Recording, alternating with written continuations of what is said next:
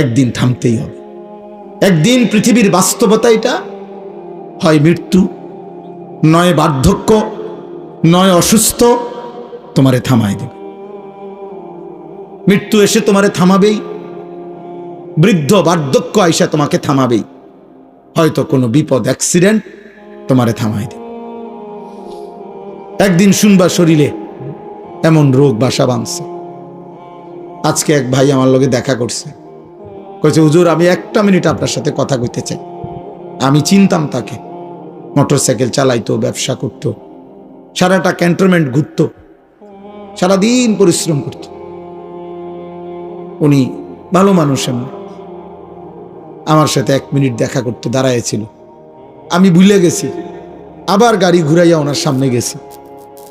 বললাম কি সে ভাই? কয় চেহারাটার দিকে তাকাইয়া বলল যে হুজুর আমি মনে হয় আর বেশি দিন বাঁচবো না, আমার এমন মারাত্মক রোগ হয়েছে যার বেশি। উনি একটা কাগজ দিছে, আমার ছেলে মেয়েগুলোর নাম আপনার কাছে দিলাম, আপনি একটু দোয়া করেন। বলছে আমার মেয়েটা একটু বড় হয়ে গেছে, বড় হয়েছে, আপনি যদি পারেন হুজুর একটা কোনোদিন আমি যদি নাও থাকি, না বাঁচি, আমার মেয়েটার জন্য একটা ভালো ছেলে দেখেন।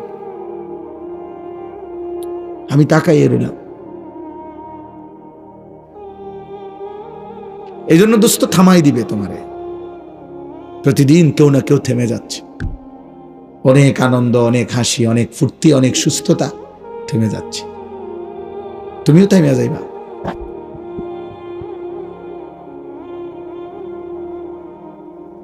তোমাদের চেহারা দেখেই বোঝা যায় বেনামাজি, তোমাদের চেহারা দেখেই বোঝা যায় চুল, চেহারা ইসলামের সাথে কোনো সম্পর্ক নেই। কোনো অসৎ লোক তোমাদের বন্ধু, হয় মোবাইলের মাধ্যমে নয়তো বাস্তবতায়। ফাসতামিউ লাহু ওয়া আনসিতু। কোরআনুল কারীমের মধ্যে আল্লাহ তাআলা বলছেন আমার কালাম যখন পড়া হয় তোমরা মনোযোগ দিয়ে শোনো এবং চুপ থাকো, লাআল্লাকুম তুরহামুন, এতে করে অবশ্যই তোমাদের উপরে রহমত বর্ষিত হবে।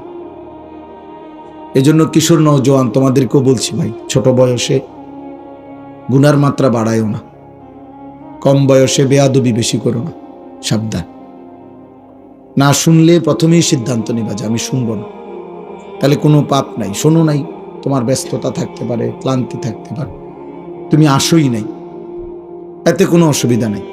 এই গ্রামের সবাই এখন এই মুহূর্তে ওয়াজ শুনতে হবে, এটা কোনো ফরজে আইন না, এটা কোনো বাধ্যতামূলক আইন না যে আপনারা কেউ ঘুমাইতে পারবেন না, আপনারা এখন বাধ্যতামূলক ওয়াজ শুনতে হবে, এমন জরুরি না। কিন্তু এই যে আয়শা উপস্থিত হয়ে খামখেয়ালি করা, ঠাট্টা মস্কারি, বুট বাদাম, চটপটি, হাসি মজাক, ফাইজলামি বান্দ্রামি, এটা কিন্তু অনেক বড় অপরাধ। অত্যন্ত সুকৌশলে, কৌশল করে এই ইবলিস শয়তান আমাদের এই মাহফিলগুলোর ভিতরে বুট ঢুকাইছে, বাদাম ঢুকাইছে, অথচ এর সাথে কোনো সম্পৃক্ততা নাই। এটা রীতিমতো আল্লাহর কোরআনকে এক ধরনের অপমান করা। তোমরা একজন ছোট ছেলেই ভাবো, দেখো কোনো প্রাইমারি স্কুলের বাচ্চারা ক্লাস 1-এ পড়ে, সেও তো তার টিচার যখন কথা বলে পড়ায় তখন তো সে বুট বাদাম খায় না। তাহলে এত বড় মহান আল্লাহর কালাম, আল্লাহর কোরআন যিনি পড়ছেন, বলতেছেন আমার সামনে, তো সেই কালামের সামনে আমি বুট বাদাম খাইলাম, তো এটা কি ইনসাফ হলো? তাহলে বিষয়টা কি? এই জন্য দেখা গেছে মাহফিল শুরু হয় মাগরিবের পরে, দোকানপাট জমে যায় সকাল 10টা থেকে, এবং অনেক সময় এমন দুর্ভাগ্য যে ছেলেটা আসছিল মাহফিলে, মাঝখানের এই দোকান তারে বাধাগ্রস্ত করে, সে আটকায় যায়, মাঝপথে থমকে যায়, মাঝপথে আর আল্লাহর দিকে আসতে গিয়ে বাধাগ্রস্ত হয়। কোরআনুল কারীমের মধ্যে আছে ওমান আযলামু মিম্মান যুক্কিরা বিআয়াতি রাব্বিহি সুম্মা আ'রাযা আনহা, তার চাইতে বড় জালেম পাপী আর কেউ হইতে পারে না যার সামনে আমার আয়াত পড়া হয় অথচ সে তা থেকে বিমুখ, অমনোযোগী, খামখেয়ালি। আল্লাহ বলেন ও সবচেয়ে বড় জালিম। ইন্না মিনাল মুজরিমিনা মুনতাকিমুন, আল্লাহ বলেন এমন পাপী থেকে আমি আল্লাহ নিজে প্রতিশোধ নেব। প্রতিশোধ। কোন মানুষের উপরে আল্লাহর সবচেয়ে বড় শাস্তি কি দুনিয়াতে? তাকে ইবাদতের তৌফিক না দেওয়া, তাকে আল্লাহর পথে আসবার সুযোগ না দেওয়া। ভাত মাছ খাওয়ায়, পৃথিবীর দুনিয়ার যা চায় তা দিচ্ছে, এটা কোনো চাহিদা পূরণ করতেছে, এটা কোনো কঠিন অবাক কিছু না। আল্লাহ তাআলা জন্তু জানোয়ারের চাহিদা আমাদের চাইতেও বেশি পূরণ করতেছে। একটি বাঘ জন্মের পর থেকে যতদিন খায় ততদিন গোশতই খায়। একটি সিংহ জন্মের পর থেকে যতদিন খায় ততদিন গোশতই খায়। তাইলে দুনিয়া তো জানোয়ার বেশি ভোগ করে। একটা হাতি প্রতিদিন, বন্য হাতি 250 কেজি খাবার খায়। গবেষকদের কথা, 90 লিটার পানি পান করে। একটি তিমি একবারে 200 জন মানুষের সমপরিমাণ খাবার খায়। তাইলে পৃথিবী, দুনিয়া, জানোয়ার আমাদের চাইতে বেশি ভোগ করে। দুনিয়া ভোগ করা, উল্লাস করা, আনন্দ করা, ফুর্তি করা, লাগামহীন, বাঁধনহীন, এটার মধ্যে তেমন কোনো সফলতা নেই। এটার মধ্যে কোনো সফলতা নেই। জঙ্গলের বাঘ তো এর চাইতে বেশি অঞ্চলে দৌড়ায়। সাগরের মাছ তো এর চাইতে বেশি অঞ্চলে দৌড়ায়। তাইলে বলেন, এজন্য ভাই ছেলেরা, বাবা এটা বুঝো, তোমাদের অনেক ছেলে, তোমরা 24 ঘন্টার মধ্যে একবারও বুঝতেছ না কি করছো। অথচ তোমরা মুসলমান। মুসলমান এত বেখেয়াল হয় না। বাস্তবতা এটা বুঝতে শেখো। আমি খুব লম্বা করব না। মুসলমান এত খামখেয়ালি হয় না। মুসলমানের একটা আলাদা মর্যাদা আছে। আল্লাহ যাকে ইসলামের মতো দৌলত দিয়েছেন, ইমানের মতো সম্পদ দিয়েছেন, কালেমার মতো নেয়ামত দিয়েছেন, যে আল্লাহর নাম জানে, নবীর নাম জানে, যে লা ইলাহা ইল্লাল্লাহ পড়তে পারে, মুহাম্মাদুর রাসূলুল্লাহ বলতে পারে, আসমানের নিচে জমিনের উপরে আল্লাহ তাআলা তাকে সর্বশ্রেষ্ঠ নেয়ামত দিয়েছে। কালেমার চাইতে দামি কোনো নিয়ামত নেই, ইমানের চাইতে দামি কোনো নিয়ামত নেই, পূর্ণ কোনো নিয়ামত নেই। এই পৃথিবী কাউকে যদি 100 বারও দেওয়া হয় সেটা পূর্ণ নয়, কিন্তু ইমান যদি দেওয়া হয় সেটা পূর্ণ। কোরআন শরীফে আল্লাহ বলছে পরিপূর্ণ নিয়ামত কি? ইমান। পরিপূর্ণ নিয়ামত কালেমা। পরিপূর্ণ নিয়ামত লা ইলাহা ইল্লাল্লাহ। এজন্য আল্লাহ যাকে ইমান দিয়েছেন তাকে আল্লাহই দিয়েছেন, পছন্দ করেই দিয়েছেন। আল্লাহ যাকে ইমান দেন নাই তার জন্য ইমান নবীগণ পর্যন্ত চেয়েও নিতে পারেনি, পারে নাই। একটা ছেলে হলেও বুঝো, একজনই। আমি যেহেতু ব্যক্তিগতভাবে কোনো প্রার্থী না, আমার কোনো মার্কা নাই বা ভোটের কোনো প্রচারণা নাই, অতএব আমি সকলের সমর্থন জরুরি না, অনেক মানুষ শুনতে হবে এটাও জরুরি না। আল্লাহর কথা একজনকে বললেও নেকি হয়, সওয়াব হয়। আমার সওয়াব দরকার, আমার আখিরাত দরকার। এই জন্য এটা মনে রাখতে হবে, আল্লাহ যাকে ইমান দেয় নাই, আল্লাহ যার ব্যাপারে সিদ্ধান্ত নিছেন ইমান দেবে না, তার জন্য ইমান নবীগণ পর্যন্ত চেয়েও নিতে পারেনি। আল্লাহ তাআলা এই কায়নাতের মধ্যে আল্লাহর সবচেয়ে প্রিয়জন, আপনজন, কলিজার টুকরা আমাদের নবী সাল্লাল্লাহু আলাইহি ওয়াসাল্লাম। সেই নবী, তার চাইতে বেশি প্রিয় আল্লাহর কাছে আর কেউ নেই। তার চাইতে বেশি মাহবুব আল্লাহর কাছে আর কিছু নাই, আর কেউ নাই। গোটা কায়নাতের সবচেয়ে আপন প্রিয় বন্ধু তিনি, কিন্তু সেই তিনি পর্যন্ত নবীজি সাল্লাল্লাহু আলাইহি ওয়াসাল্লাম উনার চাচা আবু তালেবের ইমানের জন্য খুব কাকুতি মিনতি করছেন, খুব বেশি কাকুতি মিনতি করছেন।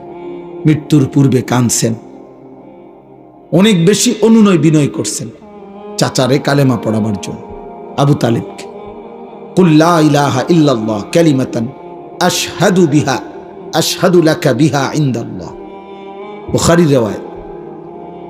আল্লাহর নবী সাল্লাল্লাহু আলাইহি সাল্লাম চাচাকে বলছেন মৃত্যুর পূর্বে, কার চাচা একটাবার শুধু কালেমাটা পড়েন, একবার শুধু পড়ে দিলে কিয়ামতের দিন এই কালেমা নিয়ে আমি আপনার পক্ষে আল্লাহর কাছে সাক্ষ্য দেব। একটাবার বলেন, একটাবার। কিন্তু আসমানওয়ালা রব আল্লাহ তাআলা বলছে, বন্ধু আপনি আমার সবচেয়ে প্রিয়জন, আপনি আমার কলিজার টুকরা, সব ঠিক আছে, কিন্তু আমি ফায়সালা নিছি ওর ঈমান দেব না। দেব না তো দেবই না। আপনার হাতও আমি ফিরাই দিলাম, আপনার জবানও ফিরাই দিলাম। হাত্তা মাতা, আবু তালেবের মৃত্যু হইল কালেমা ছাড়া।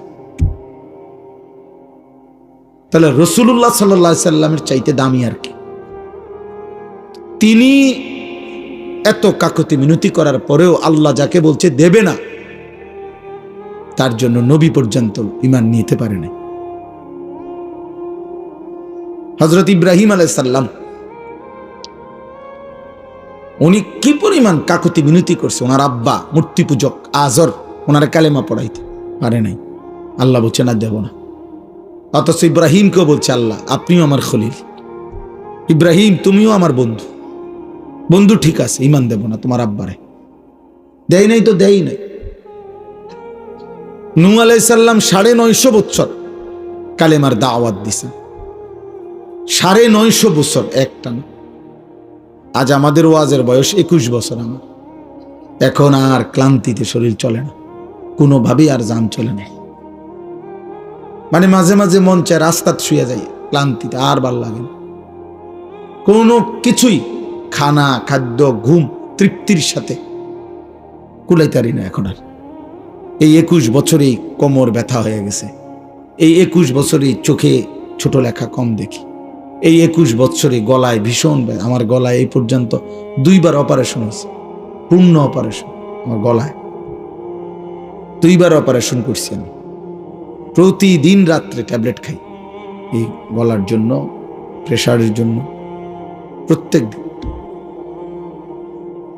তাইলে ভাই 950 বছর এবার যিনি দিবা নিশি আল্লাহর কথা বলছে, কি মেহনত করছেন, কি ধৈর্য আল্লাহ উনারে দিছেন, কি পরিমাণ সবর উনি করছে। 950 বছর কি খামখেয়ালি কথা?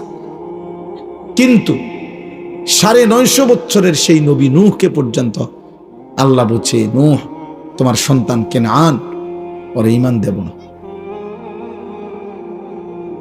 হযরত নূহ আলাইহিস সালাম যখন ছেলেটা পানিতে ডুবে যাচ্ছে, কোরআন শরীফে আছে, ছেলেটা হাবুডুবু খাইতেছে ওই তুফানের পানিতে, তখন ওই নূহ আলাইহিস সালাম হাত উঠে আল্লাহরে বলছে, আল্লাহ ওইটা আমার ছেলে, আমার বংশধর। আল্লাহ বলছে না, আমার মাফ করুন, ওকে ঈমান দেব না। 950 বছরের নবীকে পর্যন্ত আল্লাহ ফেরত দিছে, দেয় নাই ঈমান। ছেলেটা ডুবে গেছে। জন্য প্রিয় ছেলে, বাবা তোমার জন্য ইসলাম আটকাবে না, তোমাদের জন্য ঈমান আটকাবে না, আল্লাহর দ্বীন বিজয়ের আটকাবে না, কিছুই আটকাবে না। কিন্তু তোমরা বুঝো নাই অনেকে যে ঈমান কত বড় সম্পদ, মুসলিম পরিচয় কত বড় নিয়ামত। ইচ্ছা করে আল্লাহর দেওয়া দান তোমার হাতে দিছিল, তুমি ফেলে দিলে। তুমি চুল, চেহারা, লিবাস, পোশাক, আখলাক, চরিত্র, অসভ্যতা, নোংরামি, উলঙ্গতা, বেহায়াপনা, জিনা, ব্যভিচার, মদ, জুয়া, অশ্লীল ছবি, নারী, এক ওয়াক্ত নামাজ না পড়ে সেজদাবিহীন চেহারা দিয়ে তুমি প্রত্যাখ্যান করলে, আল্লাহকে ফিরাই দিলা। তোমার কালেমা তুমি নাও। তুমি দিলা কেন আমার মুসলমান পরিচয়? আমার এটা ভাল লাগে না। বেঈমান আমার পছন্দ, মুশরিক আমার পছন্দ, সিনেমার নর্তকী আমার পছন্দ। মনে রাখো আব্বা, কোরআনুল কারীমের মধ্যে আল্লাহ তাআলা স্পষ্ট ফয়সালা দিয়েছে। আল্লাহ তাআলা বলছেন, পরিষ্কার আল্লাহর সিদ্ধান্ত,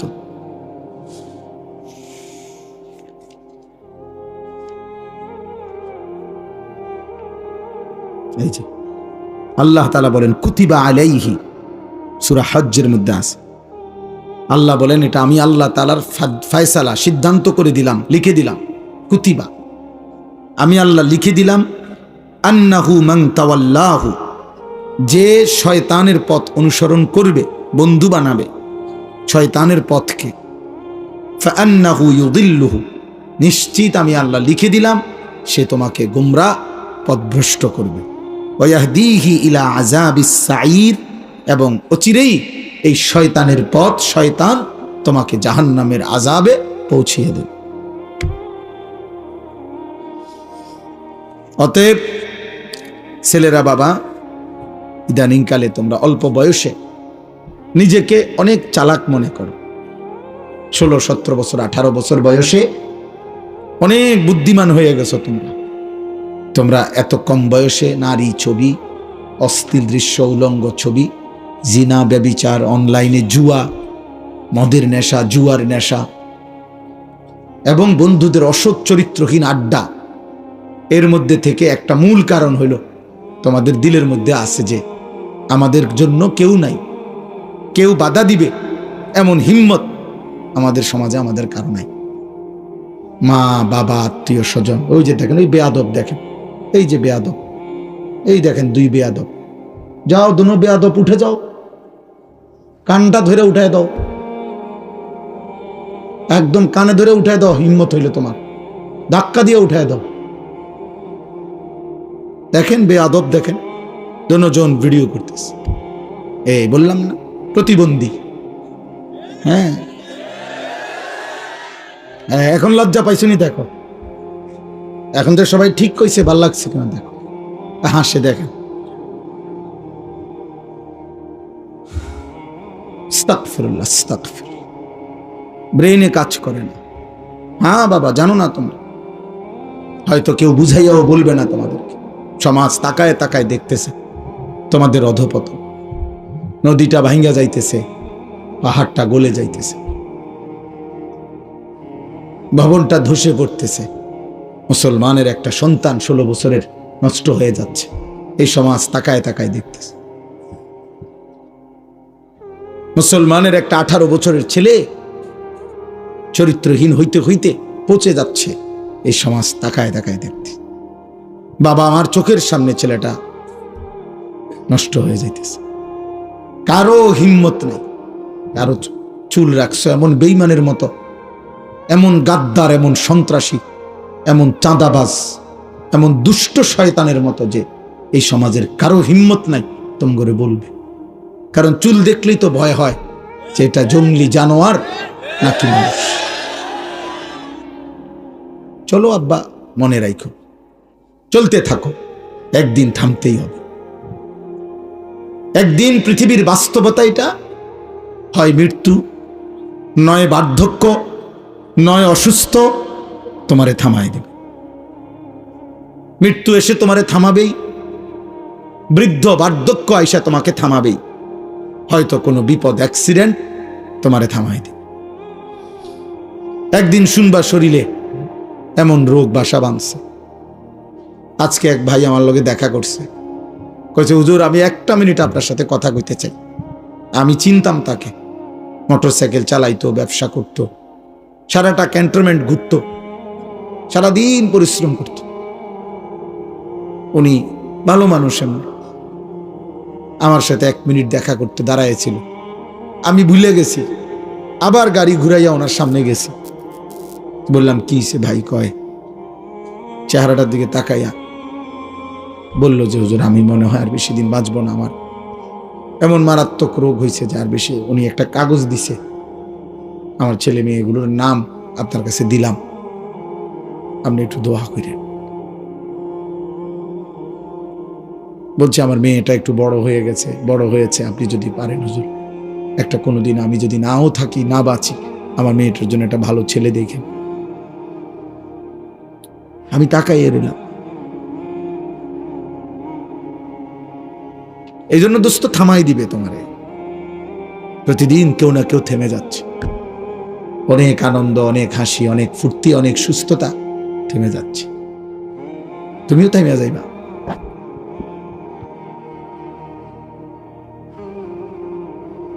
তোমাদের চেহারা দেখেই বোঝা যায় বেনামাজি,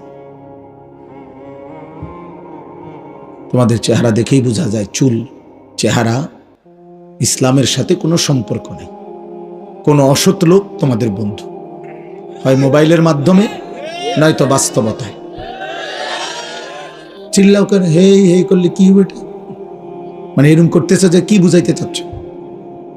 কাকে বলতেছ? কাকে বলতেছ? চিল্লাচ্ছ কেন? যারা চিল্লাইতেছ তারা কি জোনায়েদ বাগদাদি যারা, তারা নাকি পাগল, মানে মাতাল আর কি। মানে করছে এটা কইলে তো হুজুরে কইব হয় ঠিক। আহাম্মক, কি বলতেছ? বুঝতেছ কিছু? কেন চিৎকার দিচ্ছ? বুঝো কিছু বেটা? আমি কি তোমার সমর্থনের জন্য আসছি নাকি বেটা? যে ভোটে দাঁড়াইছি নাকি? আমি তোমারে মনে করাইতে আসছি।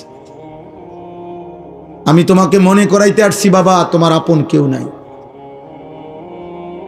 স্বার্থপর দুনিয়া তোমারে ভুলে গেছে। যদি মনে থাকতো কারো, তাহলে তোমার বাবার চোখে পানি পড়তো, তোমার মায়ের চোখে পানি পড়তো, তোমার বড় ভাই আপন জনদের চোখে পানি পড়তো, যে আমাদের ছেলেটা, আমাদের নাতিটা, আমাদের ভাইটা, আমাগো ভাগিনাটা এমন কেন?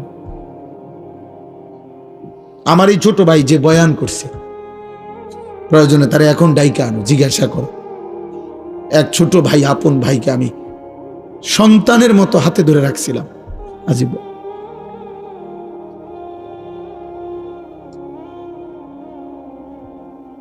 হ্যাঁ, জীবন চলার পথে নজর রাখছে আমার বড় ভাই আলহাজ হজরত মাওলানা মাহবুবুর রহমান আশরাফি, এই যে চান্দিনা আলামিন কামিল মাদ্রাসার এখন ভারপ্রাপ্ত প্রিন্সিপাল, তো আমার আপন বড় ভাই। উনি আমারে কুলে কইরা মাদ্রাসায় যখন আমারে দিয়ে আসতো আগে ছোটবেলায়, তখন আমারে কোনোদিন উনি সিটে বইতে দেয় নাই। সিট না নিয়া, মানে সিটে নিতে পারতো, ভাই আমার আদর করে কোলে করে আমার মাদ্রাসায় দিয়ে আসছে। এত আদর করছে, এত নজর রাখছে।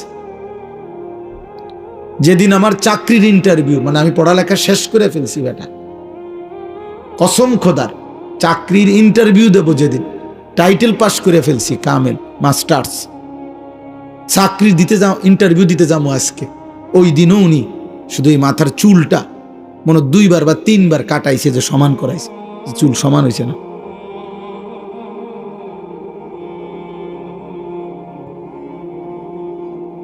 এত সোজা না আব্বা, জীবন অনেক লম্বা। মানুষের জীবনের কোনো শেষ নাই। মৃত্যু মানে শেষ না, মানুষ কখনো শেষ হয় না, কোনো দিন শেষ হবে না মানুষের। যার একবার জন্ম হয়েছে তার আর শেষ নাই, মৃত্যু আছে, শেষ নাই। মৃত্যু আর শেষ এক কথা না। তার মৃত্যু হয়েছে ঠিক, এটা সঠিক, কিন্তু মৃত্যু মানে স্থানান্তর। এবার সে কবরে গেছে, কবর মানেও শেষ না। এবার সে আবার হাসরের ময়দানে উঠবে, হাসরের ময়দানও শেষ না। এবার সে মিজানের পাল্লার সামনে ওজনের জন্য যাবে, এখানেও শেষ না। এবার সে ফুলসেরাত পার হইতে হবে, এখানেও শেষ না। হয় তাকে জান্নাতে যেতে হবে, না জাহান্নামে যেতে হবে। জান্নাতেও চিরস্থায়ী, জাহান্নামেও চিরস্থায়ী, তাইলে শেষ হলো কই? মানুষের শেষ হলো কই? মানুষ কেবল স্থানান্তর হয়, মানুষ কেবল জায়গা বদলায়। এই জন্য মৃত্যুকে ইন্তেকাল বলে। মৃত্যুকে কি বলে? ইন্তেকাল মানে স্থানান্তর। ইন্তেকাল মানে জায়গা নাড়া, এখানে ছিল এখানে নিয়ে আসছে, এই যে ইন্তেকাল। মানে আমি এই কাগজগুলোকে স্থানান্তর করলাম। এই জন্য আব্বা, সবচেয়ে জরুরি বিষয়, কার সাথে চলতেছ, কারে বন্ধু বানাচ্ছ, মোবাইলে হোক আর বাস্তবে হোক। জীবনটা, মানুষ মানে সমাজবদ্ধ জীব। আমি এই আয়াতের তর্জমা বলার জন্য এই কথাটা বলতেছি। মানুষ মানে সমাজবদ্ধ জীব। মানুষ একাকী থাকতে, বেঁচে থাকাকালীন, কবরে তো একাকী থাকবেই, ঠিক আছে, কিন্তু দুনিয়াতে মানুষ যখন মানুষ বেঁচে আছে, সুস্থ হায়াত আছে, একাকিত্ব মানুষ পছন্দ করে না, একা থাকতে চায় না। মানুষের স্বভাবজাত এটা ধর্ম যে সে কারো না কারো সঙ্গী হয়, কারো না কারো সঙ্গে থাকে। একাকিত্ব পছন্দ করে না। একাকিত্ব, বেঁচে থাকাকালীন একাকিত্ব, এটা অনেক বড় মুসিবত। কয়েক বছর আগে, 5-7 বছর আগে একবার এক বড় শিল্পপতি পত্রিকায় সবখানে অনলাইনে আসছিল যে উনি হাজার হাজার কোটি টাকার মালিক, কিন্তু পরিবারের সবাই তার থেকে বিচ্ছিন্ন হয়ে যাওয়ার কারণে একাকিত্বের যন্ত্রণায় লাইভে একেবারে প্রকাশ্যে নিজের মাথার মধ্যে নিজেই পিস্তল দিয়া গুলি করে নিজেকে নিজে হত্যা করছে। এই বাংলাদেশে আত্মহত্যা করছে শুধু এই দুঃখে যে আমার সব থেকেও কিছুই নাই, কারণ আমার আপনজনরা কেউ আমার পাশে নেই। একাকিত্বের যন্ত্রণায় আত্মহত্যা করে মরে গেছে। আত্মহত্যা। ইউরোপে, আমেরিকায় হাজার হাজার মামলা কোর্টে এই কারণে যে এই ভাই কথা কইও না ভাই, কথা চলে যাও ভাই, দোস্ত চলে যাও, আব্বা অনেক রাত হয়েছে, ফাইজলামি করুন, আব্বা উঠে যাও, রাত হয়েছে গিয়ে ঘুমাও বাবা। আবারও হাসে, তোমারে চলে যাইতে বলছি, যাও গা আব্বা। আমি বললাম তো আমি তো ভোটের জন্য আসছি না তোমার, তুমি একজন কম হইলে কিচ্ছুই তো না। সাবধান, আমি নজর রাখি, এটা আমার সারা জীবনের অভ্যাস, 21 বছরের অভ্যাস, এবং সদর বদর মানুষ আমার নজরে পড়ে, এটা সবাই জানে। আমার ছাত্ররাও, আমার ছাত্র জীবন, শিক্ষকতার জীবন, উল্টাপাল্টা মানুষ আমার নজরে পড়ে। আমার কথা হলে আমার কোনো আপত্তি নেই, আমি একজনকে বললেও আমার কোনো অসুবিধা নেই। আমার মনে কয়েকজন শ্রোতা আছে চেহারা চিনি যাগর, এরা 2-4 জন শুনলেও কিচ্ছু তো, এটা লোক কম হয়েছে, তো লোক কম হয়েছে কি হয়েছে, লোক বেশি হলে কি হয়েছে, গুনা মাফ। আমার মনে করেন লোক বেশি হয়েছে তো আমার কবর রাজার মান, তো তাই বেশি লোক দিয়ে করবো কি? আমি তো ভোটও দাঁড়াইছি না, তো আমি দিয়ে কর্মীটা কি বলেন? আমি জনপ্রিয়তা দিয়া কর্মীটা কি? আমি তো 50,000 লোকও দেখছি মাহফিলে আমার বয়ানের সময়, আমি 7 জন মানুষও দেখছি, 4 জন গুণা, আমি সব 5 জন। হ্যাঁ হ্যাঁ আলহামদুলিল্লাহ, আমি বয়ান করছি। একটা সময় আমার এমনও গেছে আগে, খালাস দুষ্টামি করো না, আমি তো নিষেধ করলাম তোমার কাছে, বললাম ফাজলামি করো না, পরস্পর কথা বলো না, তুমি তোমার জন্য শোনো, আর ক্লান্তি লাগলে চলো বাড়িতে যাও। আমি তো অনুমতি দিছি, খুব দ্রুত শেষ করতে চাচ্ছি। তাইলে আমার বলার উদ্দেশ্য হলো একাকিত্ব যন্ত্রণাময়, মানুষ কারো না কারো সঙ্গী হয়, প্রত্যেক কাজে মানুষ সঙ্গী খোঁজে, আরেকজন কাউকে খোঁজে। এই যে স্বামী স্ত্রী, এটা একটা সঙ্গ, তারা 2 জন একজন আরেকজনের সঙ্গী। আল্লাহ কোরআনে বলছে হুন্না লিবাসুল লাকুম ওয়া আনতুম লিবাসুল লাহুন্না, স্ত্রী তোমাদের পোশাক, তোমরা স্ত্রীদের পোশাক। পোশাক যেমন জড়িয়ে রাখে শরীরের সাথে, তুমি তোমার বিবিকে জড়িয়ে রাখবে, বিবি তোমাকে জড়িয়ে রাখবে, অর্থাৎ 2 জনে মিলে থাকবে। এইভাবে জীবন চলার পথে আল্লাহ তাআলা মানুষকে জোড়ায় জোড়ায় সৃষ্টি করেছেন। ওয়া খালাকনাকুম আজওয়াজা, আল্লাহ বলেন আমি তোমাদেরকে সৃষ্টি করেছি জোড়ায় জোড়ায়, নারী পুরুষ জোড়ায় জোড়ায়। সোজা কথা, সুবহানাল্লাযী খালাকাল আজওয়াজা কুল্লাহা। এই যে আল্লাহ বলেন, ওই আল্লাহর প্রশংসা যিনি সব কিছুকে, এই সৃষ্টিকুলে প্রত্যেক কিছুতেই আল্লাহ তাআলা বলেছেন আজওয়াজ, এই জোড়ায় জোড়ায় সৃষ্টি করেছে। কি এর লগে কি জোড়া সব বিজ্ঞানীরাও জানে না, আমরাও জানি না, কিন্তু আসমানওয়ালা সব জানে। আসমানের জোড়া কি, জমিনের জোড়া কি, এটা মালিক জানে। সূর্যের জোড়াটা কি, চাঁদের জোড়াটা কি, এটা আপনাদের সব আমারে আপনারা আল্লাহ কইতেইব, কাম করে জিগাইয়ে নিয়ে আল্লাহ দুনিয়া চালা, কথা বলে না, তো আম করে সব বলতে হবে? এটা তো জরুরি না, জরুরি নয়, কিন্তু প্রত্যেক জিনিসের মধ্যে এই জোড়া আছে। তাহলে সংঘ, সাহচর্য, সান্নিধ্য, সংস্পর্শ, কারো সাথে থাকা, চলা, জীবন চলায়, এটা মানুষের একটি ফিতরাত, স্বভাবজাত ধর্ম, মানুষের সৃষ্টিগত একটি অভ্যাস। মানুষ একা থাকতে অপছন্দ করে, এই কারণে ইসলামের মধ্যে এটা একটা গুরুত্বপূর্ণ বিষয় যে তুমি যাকে সঙ্গী বানাবা, যেই কোনো ক্ষেত্রে অবশ্যই তুমি নজর রাখবা কাকে সঙ্গী বানাচ্ছ। আল্লাহ নবী সাল্লাল্লাহু আলাইহি ওয়াসাল্লাম বলছেন, আল মারউ আলা দীনি খলিলিহি ফালইয়ানজুর আহাদুকুম মান ইউখালিলু। এই অল্প কদ্দুর, আধা ঘন্টা লাগবে না ইনশাআল্লাহ, আমি দোয়া করে দেব।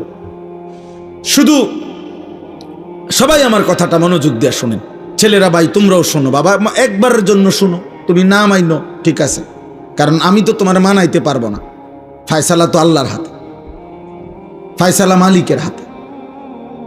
তাইলে আমি বললাম, আল্লাহ নবী সাল্লাল্লাহু আলাইহি ওয়াসাল্লাম বললেন প্রত্যেক ব্যক্তি তার সঙ্গীর আচরণ দ্বারা প্রভাবিত হয়। সঙ্গীর আচরণ দ্বারা কি হয়? প্রভাবিত হয়। সঙ্গীর আচরণ দ্বারা আকর্ষিত হয়, সঙ্গীর আচরণ দ্বারা নিজেকে গড়ে তোলে। আল্লাহ রাসূল সাল্লাল্লাহু আলাইহি ওয়াসাল্লাম বলেছেন, ফালিয়ানজুর আহাদুকুম মান ইউখালিলু, অতএব তোমরা প্রত্যেকে উম্মত লক্ষ্য রেখো তুমি কাকে বন্ধু বানাচ্ছ, তুমি কাকে সঙ্গী বানাচ্ছ, এটা তুমি খেয়াল রাখো। আল্লাহ নবী সাল্লাল্লাহু আলাইহি ওয়াসাল্লাম বলেন, ইন্নামা মাসালুল জালিসিস সালিহ ওয়াল জালিসিস সু কাহামিলিল মিস্ক ওয়া নাফিখিল কির। উত্তম সঙ্গী আর মন্দ সঙ্গী, খারাপ সঙ্গী, আল্লাহ নবী সাল্লাল্লাহু আলাইহি ওয়াসাল্লাম বলেন এই দুইটার উদাহরণ হলো একজন আতর বিক্রেতার মতো, আরেকজন কামারের দোকানদারের মতো।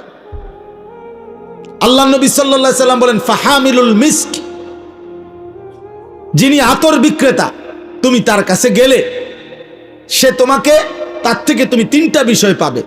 এক, ইম্মা আন ইউহযিকা, সে তোমাকে নিজের থেকে কেনো বা না কেনো, হয়তো ছোট্ট একটা আতরের শিশি এমনিতেই তোমার হাদিয়া দিবে, উপঢৌকন দিবে, আচ্ছা ঠিক আছে আপনি এটা রাখেন। দুই, ওয়া ইম্মা আন তাবতাআ মিনহু, অথবা তুমি নিজেই পছন্দ করে যে কোনো একটা আতর সুগন্ধি কিনে নিবে। অথবা ওয়া ইম্মা আন তাজিদা মিনহু রিহান তাইয়্যিবা, অথবা কমপক্ষে সে যদি তোমারে নাও দেয়, তুমি যদি নাও কেনো, কিছুক্ষণ দাঁড়ায়া থাকার কারণে তোমার নাকে সুগন্ধি লাগবে। তার মানে সুগন্ধ ছাড়া এখান থেকে তুমি কিছুই পাবে না। দাম সে যদি দেয় তাও নিলা, তুমি কিনলেও নিলা, নয়তো তুমি ঘ্রাণ পাইবে। ওয়া নাফিখুল কির, আল্লাহ নবী সাল্লাল্লাহু আলাইহি ওয়াসাল্লাম বলেন, আর কামারের দোকানদার, কামার বুঝেন তো না, লোহা পিটাইয়া যারা কি করে বিভিন্ন জিনিস বানায়, এই কামারের দোকানদার, আল্লাহ নবী সাল্লাল্লাহু আলাইহি ওয়াসাল্লাম বলেন তুমি তার কাছে গেলে কিছুক্ষণ বসলে সে তো তার কাছ থেকে তুমি দুইটা জিনিস পাবে। ইম্মা আন ইউহরিকা সিয়াবাকা, হয়তো কিছুক্ষণ বসে থাকলে দেখবে কোনো এক ফাঁকে তোমার কাপড়ের কোনো কোনা পুড়ে গেছে, ওই যে কয়লার লাল এগুলো আগুনের কারণে পুড়ে গেছে। আর যদি তুমি খুব কেয়ারফুল থাকো যে কাপড় যাতে না পড়ে, ঠিক আছে, তবে ওয়া ইম্মা আন তাজিদা মিনহু রিহান খাবিসা, তাহলে অবশ্যই তার কাছে যতক্ষণ বসবে ততক্ষণ নাপাক দুর্গন্ধ এটা তো নাকে মিলবে। আল্লাহ নবী সাল্লাল্লাহু আলাইহি ওয়াসাল্লাম বলেন, অতএব তুমি যদি ঈমান আমলওয়ালা কোনো ব্যক্তির সঙ্গী হও, তার থেকে আতরের সুঘ্রাণ মিলবে। তুমি যদি কোনো ফাসেক, ফুচ্চার, পাপী, অসভ্য, চরিত্রহীন, লম্পট, মদখোর, গাঁজাখোর, নেশাখোর, চরিত্রহীন, আল্লাহর নাফরমান, নামাজ নাই, সেজদা নাই, বন্দিগি নাই, আল্লাহ নাই, রাসূল নাই, তো তুমি তার কাছ থেকে তোমার জীবনটা হয় সে নষ্ট করবে, আর নাই তো দুর্গন্ধ ছাড়া, অশ্রাব্য কথা ছাড়া, গালিগালাজ, বিশ্রী, অসভ্য কথা ছাড়া আর কিছু মিলবে না। অসংখ্য যুবক তোমরা, আমরা জানি বাবা, অসংখ্য যুবক তোমরা এক বয়সী যখন একত্র হও, নারীকে কেন্দ্র করে অশ্লীল ছবি দেখতে দেখতে, উলঙ্গ ছবি দেখতে দেখতে তোমরা এমন বিশ্রী কথাবার্তা নিজেদের মধ্যে বলো যা কোনো কুত্তাও বলে না। যদি কুত্তার জবান থাকতো তো কুত্তাও বলতো। মুসলমানের বাচ্চা এত নিকৃষ্ট কথা বলে, এত জঘন্য কল্পনা করে, হ্যাঁ, এমন অশ্রাব্য কথা বলে। তো আল্লাহ নবী সাল্লাল্লাহু আলাইহি সাল্লামের জন্য বলছেন উত্তম সংঘ এটা গুরুত্বপূর্ণ। এবার আসেন 3 নম্বর হাদিস। আল্লাহ নবী সাল্লাল্লাহু আলাইহি সাল্লাম বলেছেন, লা তুসাহিব ইল্লা মুমিনান, যে ঈমানদার নয় তুমি তাকে বন্ধু বানায়ো না। নবীজি বলছেন, ওয়ালা ইয়াকুল মালাকা ইল্লা তাকিয়ুন, ভালোবেসে মহব্বত করে মুত্তাকি আল্লাহ ভীরু ব্যক্তি কাউকে তোমার সম্পদ থেকে কানা করিও খাওয়াইও না। বিপদে ফইরা, সাফে ফইরা, অথবা পারিপার্শ্বিকতার কারণে যদি নিরুপায় হইয়া কোনো কারণে 20-50 টাকা খাওয়াইতেও হয়, খাওয়াইলা, কিন্তু কলিজার মধ্যে ভালোবাসা নিয়া কোনো ফাসেক, কোনো নাফরমান, কোনো পাপী, আল্লাহর দুশ্মনকে তুমি এক লোকমা খাবার দিও না। আল্লাহ রাসূল নিষেধ করছে। হ্যাঁ, সরকারি ভাবে জেলখানার আসামিকেও তো খানা দেওয়া হয়, কিন্তু পছন্দের সাথে না। ফাঁসির দণ্ডপ্রাপ্ত আসামিকেও খানা দেওয়া হয়, কিন্তু সেটা তো মহব্বতের সাথে না। এরকম আর কি। তো এই জন্য আল্লাহ নবী সাল্লাল্লাহু আলাইহি সাল্লামের এই 3টা হাদিসের আলোকে এবার আমি শেষ আয়াতের তর্জমাটা বুঝাইতে চাই, যে এই আয়াতগুলো যেগুলো আমি পড়ছি কোরআনুল কারীমের 19 নম্বর পারা 25 নম্বর সূরায়ে ফুরকান, এই ফুরকান, এই সূরার মধ্যে এই কথাটাই মূলত এই আয়াতগুলোতে আছে। কিয়ামতের দিন হাসরের ময়দানে প্রত্যেক নাফরমান পাপী ব্যক্তি, খোদার কসম আল্লাহ বলছে, অগণিত অসংখ্য পাপী নাফরমান ব্যক্তি হাসরের ময়দানে নিজেদের আঙ্গুল এইভাবে দাঁত দিয়া কামড়াইতে কামড়াইতে, আফসুস করতে করতে, দুনিয়ার যেই সমস্ত বন্ধু সঙ্গী যাদের কারণে সে গুনাহ আর পাপ আর অসভ্যতার চরিত্রহীনতা, আল্লাহর নাফরমানি আর আল্লাহর অবাধ্যতা করেছিল, ওদের নাম স্মরণ করে করে আফসুস করবে, আফসুস করবে, আফসুস করবে, আর বারবার বলবে, হায় যদি রাসূলের কথা শুনতাম, যদি আল্লাহর কথা শুনতাম, যদি নেককার মানুষের সঙ্গী হতাম, যদি আল্লাহর প্রিয় বান্দাদের কথা শুনতাম।